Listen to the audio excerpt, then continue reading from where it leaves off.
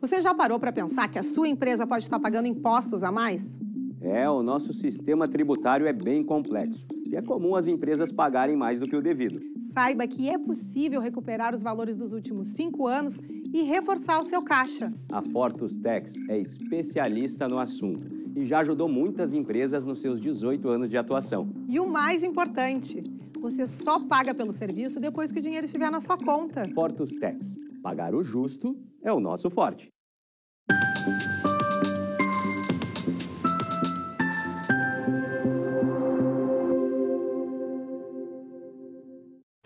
Olá, sejam todos muito bem-vindos. Estamos começando agora o Papo Certo, o programa que traz para você assuntos de relevância e do dia a dia, dentro das áreas do direito, empreendedorismo, saúde, trânsito e política. Olá, minhas amigas, meus amigos, bem-vindos a mais um Papo Certo. No nosso Papo de Política de hoje estaremos aqui discutindo ou ouvindo o cenário político de 2024. E temos a felicidade de receber aqui conosco o deputado federal Ronaldo Nogueira. Muito obrigado pela sua presença aqui no Papo Certo. Obrigado, é um privilégio estar aqui participando da programação. Estamos à disposição para uma conversa certa, direta, sobre os assuntos da política no nosso país. Seja muito bem-vindo, deputado Ronaldo. Você de casa sabe, o nosso programa é interativo, então venha participar enviando a sua pergunta ou comentário através do 3029 80 80, que nós passaremos para o nosso convidado e logo após o término do programa ele vai responder. Então agora eu chamo um intervalo de 30 segundinhos e já estamos voltando.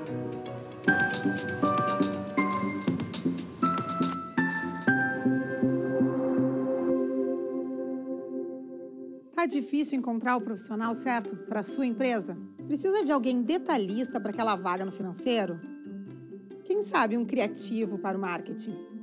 Ou ainda, alguém focado em resultados? A Fortus RH utiliza técnicas de seleção e processos estruturados, realizando entrevistas e aplicando provas e testes específicos.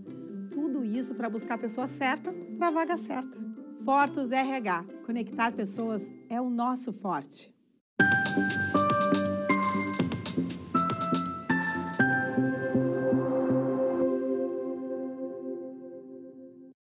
O Papo Certo está sendo transmitido aqui pela Ubra TV e também pelos principais canais digitais 521 da NET Claro e 513 da Vivo e simultaneamente pelo YouTube e Facebook.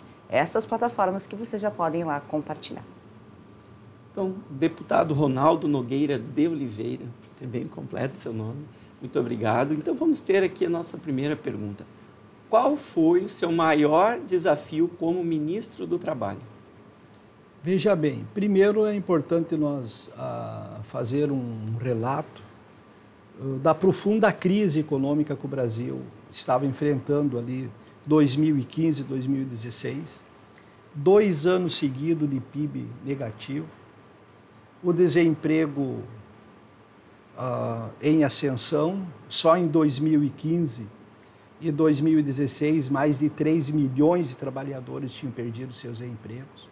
De cada 100 ações trabalhistas no mundo, 85 eram no Brasil. Havia um litígio nas relações do trabalho e o grande desafio era aproximar o trabalhador contratante do trabalhador contratado. As entidades que representavam o empregador e as entidades que representavam o trabalhador contratado, ou seja, sindicatos e confederações. Esse foi o grande desafio. A mesa ela precisava ser redonda. Até na época eu utilizei de uma parábola para eles, dizendo que conta-se de 2 tribos, uma que morava no lado oriental de uma cordilheira e a outra tribo morava no lado ocidental da cordilheira. E eles tinham uma contenda por conta do sol. Chegou um momento em que os anciãos das tribos resolveram subir na cordilheira para lá, então, eles fazerem um acerto e parar com aquela contenda. Quando eles subiram no topo da cordilheira, eles entenderam que era o mesmo sol que era observado de ponto de vista diferente. Então era necessário, naquele momento, aproximá-los, porque ambos queriam segurança jurídica, ambos queriam geração de empregos, ambos queriam um salário digno para o trabalhador. Então foi de fundamental importância. O resultado disso foi que no dia 22 de dezembro de 2016, numa cerimônia no Palácio do Planalto, no lançamento da proposta da modernização trabalhista, lá estava presente todas as centrais sindicais e todas as confederações de empregadores, celebrando aquele momento. Deputado Ronaldo, qual foi o valor liberado das contas inativas do Fundo de Garantia? Veja bem, a modernização trabalhista ela foi fundamentada em 3 eixos: proteção de direito, segurança jurídica e geração de empregos. E tinha, na sequência da modernização trabalhista, alguns fatores importantíssimos no processo, e entre esses nós poderíamos dizer, por exemplo, a alteração da remuneração das contas do FGTS com distribuição dos lucros na conta do trabalhador.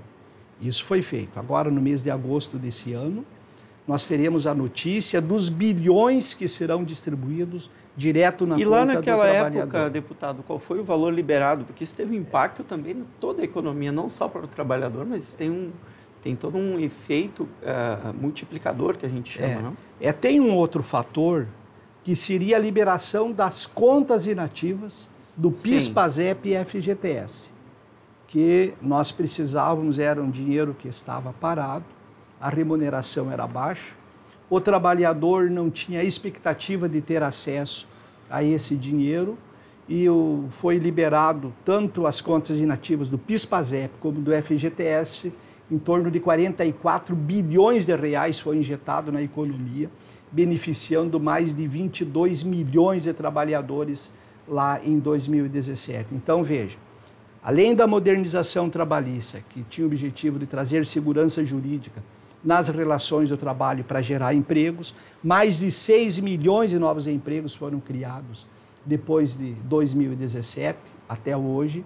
Se você buscar os dados do CAGED e fazer o comparativo de demissões com admissões, você vai ver um saldo positivo de mais de 6 milhões de novos empregos.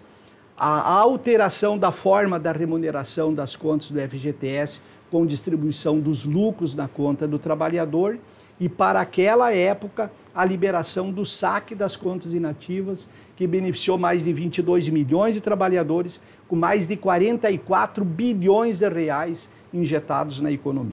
Realmente, num momento de grande dificuldade que o Brasil vinha passando, realmente teve um efeito bem importante. Veja, na época, nós tínhamos ali o Brasil vinha de 2 anos seguidos de PIB negativo. Sim. 2015 na faixa de 3,6, 2016 na faixa de 3,8. Eram 40 milhões de pessoas na informalidade, mais de 60 milhões de pessoas sem atividade econômica. E o empregador estava com medo de contratar. E tem um dado importantíssimo que nós precisamos dizer, que as micro e pequenas empresas, que representam mais de 70% dos empregos formais do Brasil, em torno de 35%, 40% do PIB, essas micro e pequenas empresas, que aquele empresário, que o filho dele estuda em escola pública, ele paga aluguel, mas ele está lá mantendo 5, 6 empregos, ele estava sendo sufocado pela insegurança jurídica, a instabilidade política por conta da indústria trabalhista que, na época, criou, e o empregador tinha medo de contratar, porque no momento que ele contratasse alguém, ele já estava predestinado a lá na frente uma ação trabalhista que poderia comprometer todo o seu negócio e todo o seu...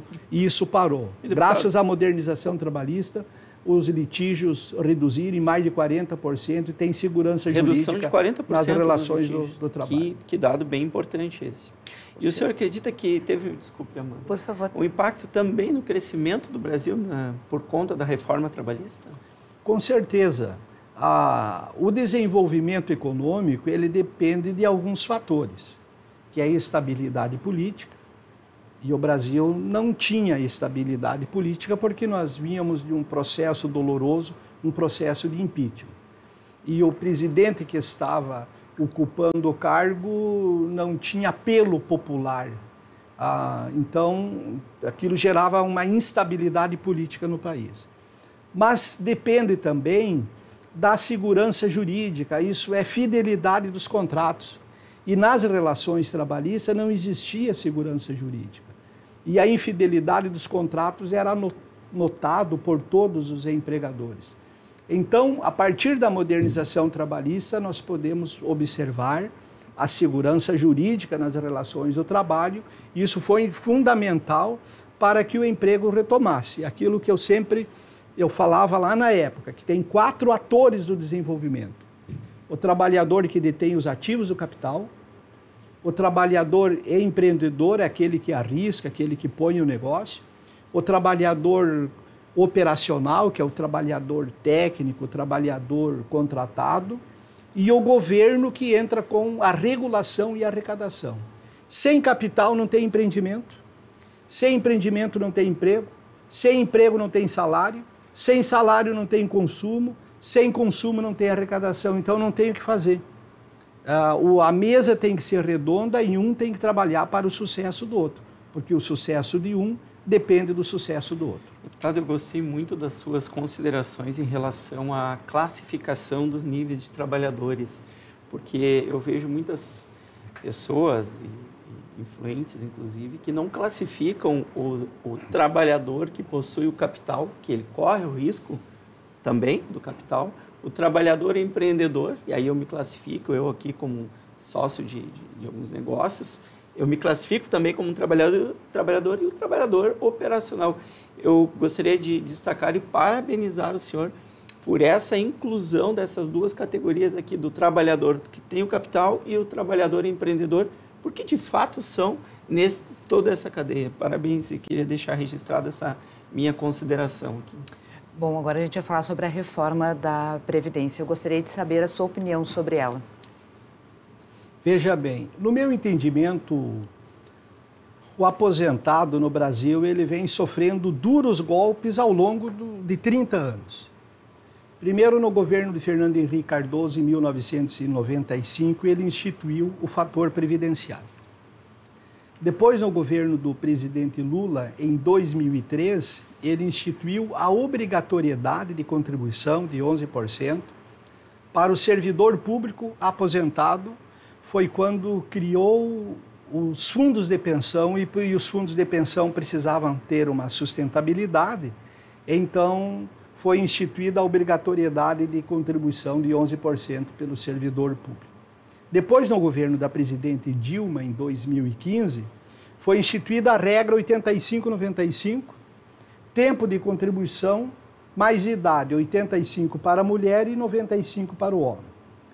No governo do presidente Michel Temer, capitaneado pelo ex-ministro da Fazenda, Henrique Meirelles, iniciou-se o estudo para uma proposta de reforma de Previdência, que não teve meu apoio. Eu defendo um outro modelo de Previdência Social, que talvez uma hora a gente possa conversar sobre esse modelo.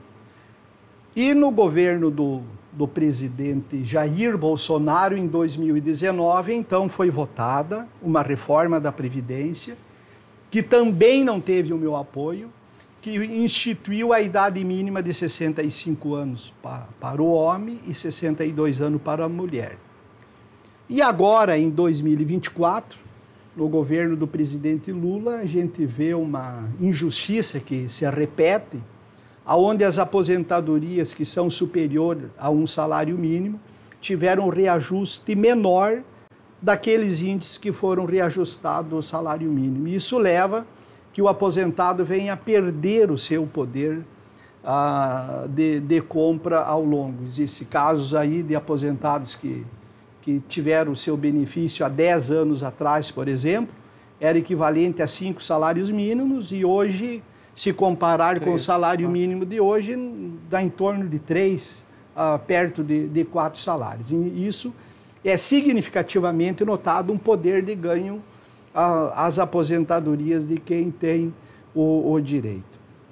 No que diz respeito à Seguridade Social, os principais pilares da Seguridade Social, que é a assistência social e a previdência social, eu entendo que nós precisamos avançar no conjunto de reformas para que haja justiça.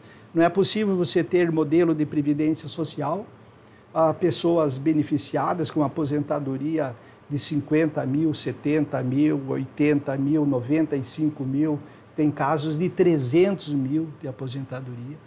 A cada 4 semanas ganhando 300 mil de aposentadoria em detrimento aí de salário mínimo. Situações aí de um salário mínimo. No caso da assistência social, o benefício de prestação continuada, aquele trabalhador que trabalhou como autônomo a vida toda e não pôde contribuir para a previdência social, ou a pessoa com deficiência física, recebe apenas um salário mínimo e não recebe gratificação natalina, não recebe... O senhor apoia essa gratificação? Salário. Eu apresentei um projeto de lei para que esses beneficiários desse benefício possam ter direito ao 13º salário. E também apresentei um projeto de lei para que os próximos aumentos da aposentadoria não sejam inferiores aos índices concedidos ao salário mínimo. Excelente. Bom, agora vamos fazer um intervalo de 1 minutinho com os nossos apoiadores Prime Gourmet e Fortus Group e já voltamos.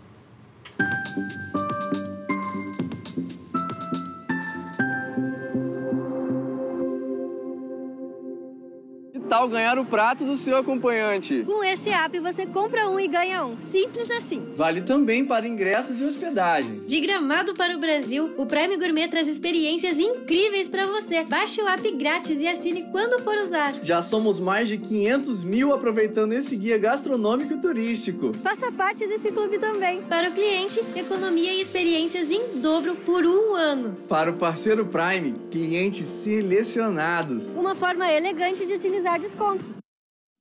Em tempos de juros altos, margens reduzidas e incertezas, rever estratégias é fundamental para manter o seu negócio competitivo. Esse cenário exige planejamento e organização financeira. Nessas horas, qualquer ajuda é bem-vinda, mas a ajuda de um especialista é necessária. A Fortus Consulting conhece na prática e tem as soluções adequadas para cada situação. Fortus Consulting. Melhorar os seus resultados é o nosso forte.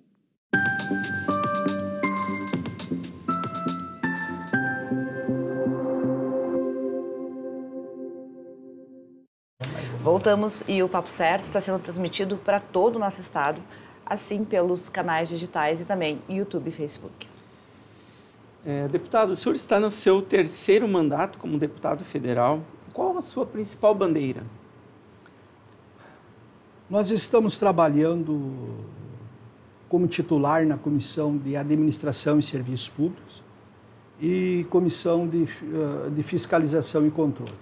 A minha principal bandeira é dar continuidade ao projeto que atualiza, moderniza a legislação que trata da administração pública e, por consequência disso, uma proposta de reforma administrativa.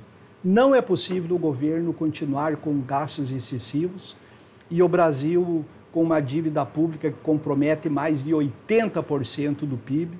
Já apresentamos um projeto de lei que trata da Lei de Responsabilidade Gerencial, que é justamente tornar mais eficiente a gestão pública para que os resultados aconteçam na vida das pessoas, as políticas públicas sejam mais eficazes. Deputado, quais são as comissões que o senhor participa na Câmara Federal? Como titular na Comissão de Fiscalização e Controle e na Comissão de Administração e Serviços Públicos. Eu gostei muito da Lei de Responsabilidade de Gestão. Hoje nós temos a Lei de Responsabilidade Fiscal, mas isso aqui é uma novidade. Eu torço que dê muito certo essa nova lei. E como o senhor vê hoje o relacionamento entre direita e esquerda? Veja bem, o conceito de direita e esquerda surgiu em 1789 por conta da Revolução Francesa. Aqueles que se assentavam ao lado direito da mesa diretora do parlamento defendiam a continuidade do status quo do rei e a aristocracia que era extremamente beneficiada com o modelo, e aqueles que se assentavam à esquerda eram aqueles que representavam os camponeses e que queriam uma transformação daquele modelo e que as políticas públicas fossem mais justas naquela época. Aí você fica se perguntando se naquela época, em que lado da mesa você se sentaria? E eu vejo que hoje a confusão de direita e esquerda ela é imensa. Eu acho que nós precisamos rever alguns conceitos e pensar sobre modelo. Você é liberal? A concepção, o espectro político, o modelo de sociedade, a economia que você entende. Você é liberal? Você é conservador? Você é centrista? Você é socialista ou você é comunista? Nós teríamos que um programa só para tratar desse tema, porque você ter juízo de valor sobre determinadas questões da vida, isso não quer dizer que você seja conservador ou não. Por exemplo, nós temos o caso do presidente Putin, um exemplo muito claro, ele é contra o aborto. Agora, ele é conservador, ele é liberal, ele é centrista ou ele é socialista? O ditador da Coreia do Norte é a mesma coisa. Os estados totalitários, principalmente, alguns aspectos no que diz respeito a minorias, a direitos individuais do cidadão, também tem uma visão muito pessoal e oprime muito mais do que o Brasil. Então, você ter uma concepção do certo ou errado da parte do outro não quer dizer que não te identifique como direita ou esquerda. Tem realmente uma confusão entre direita e esquerda. Tem confusão. Então pode ser um partido socialista, enfim, popular, e se quem apoia esse partido e para a manutenção dele seria, pelo conceito, seria de direita, porque ele está apoiando o atual governo em continuidade, enquanto, na verdade, não tem a ver com a ideologia política. Né? Aí você... Bom, qual o modelo de economia que você entende? É a economia liberal? O Estado é o Estado mínimo? O capitalismo é o capitalismo dominante? Você defende a economia de mercado? Você defende o Estado necessário? Você defende o capital virtuoso ou você defende o capital solidário? E como o senhor se posiciona, deputado? Economia de mercado, o capital virtuoso, né? Que o capital virtuoso ele tem muito a ver com questões relacionadas à fidelidade dos contratos. Você não é proibido ganhar dinheiro, mas você tem que pagar o serviço que tu contrata. O capital virtuoso, ele evita o surgimento de monopólio e oligopólio, ele permite a presença do Estado, mas aquele conceito do interesse público sobre o privado tem prevalência, não existe a igualdade no que diz respeito aos interesses. Nós precisaríamos um único programa para tratar desses conceitos, economia planificada, economia solidária. Então, nós precisamos... Então, muita gente se diz, eu sou de direita, eu sou de esquerda, e fica um distante do outro, se atirando pedra, se atirando flecha, e estocando bambu para atirar flecha, ao invés de sentar na mesa redonda e identificar os problemas da sociedade e buscar uma convergência para resolver esses problemas. Falta maior discussão sobre política no nosso país, na minha opinião. A maior parte das pessoas se deixam levar, né, como um efeito em cadeia, e não se envolvem em discutir sobre política. E aqui no Papo Certo a gente traz pessoas aqui realmente que trazem o tema da política respeitando as suas opiniões sempre, mas que faz com que os nossos telespectadores conheçam mais sobre política.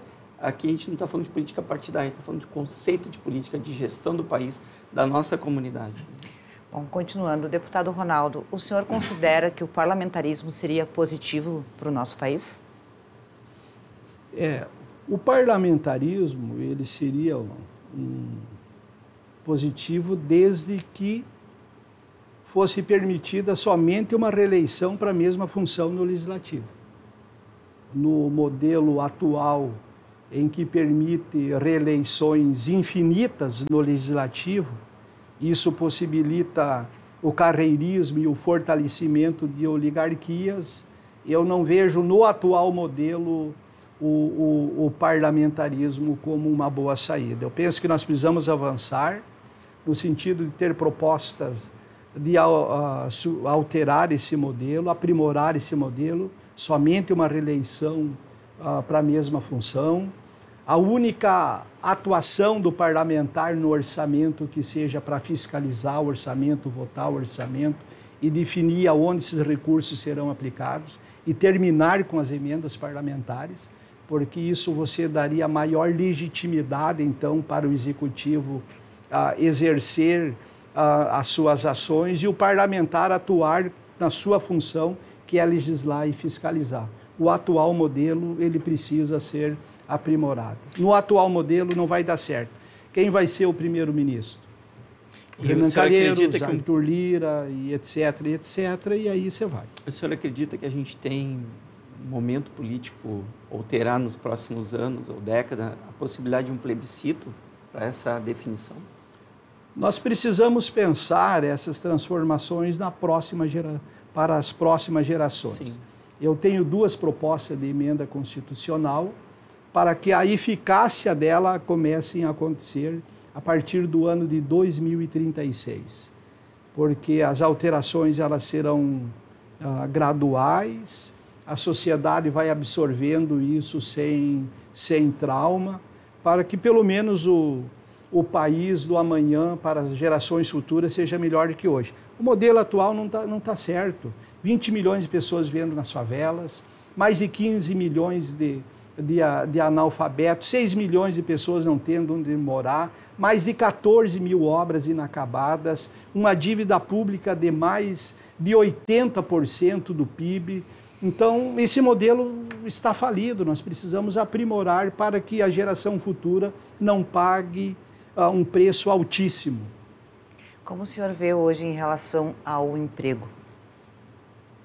O emprego hoje está abaixo dos 2 dígitos, né? E isso se atribui graças à segurança jurídica nas relações do trabalho, que é fruto da modernização trabalhista, com direitos assegurados. E eu vejo que se o governo fazer a sua parte, contendo os seus gastos, sendo mais eficiente na gestão dos seus programas e da máquina pública, a tendência de aumentar o número de empregados com carteira assinada no nosso país. Bom, também sabemos que a saúde passa por grandes necessidades e precisa de melhorias urgentes. O que o senhor acha que poderia ser feito? O nosso sistema de saúde hoje ele não está dando conta da demanda. A realidade é que as pessoas estão nas filas, aguardando procedimentos, aguardando entendimento. É só você ir numa UPA, é só você ir numa emergência hospitalar, que você vê ali que algo não está certo. Então, ele precisa ser revisto. Então, você precisa entender quem realmente tem necessidade de ter acesso a 100% da cobertura do SUS.